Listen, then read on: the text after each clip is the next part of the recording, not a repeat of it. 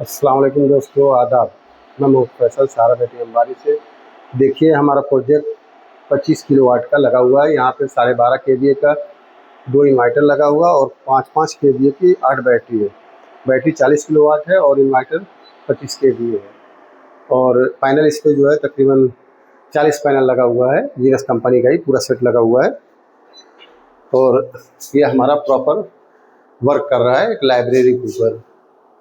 और यहाँ पे तकरीबन 5 एयर कंडीशन, बाकी फ़ैन, लाइट, ये सब वर्क कर रही है। अगर किसी भाई को ज़रूरत हो, हमारे नंबर 7081 466 425 पे कॉन्टेक्ट करें और हमारे फेसबुक पेज को लाइक, शेयर, कमेंट ज़रूर करें और अपने छोटे भाई का हेल्प करें। ओके दोस्तों, फिर मिलेंगे। अल्लाह हाफिज़।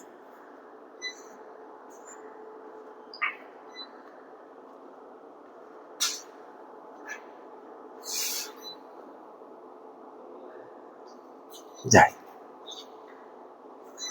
बंद कर दो।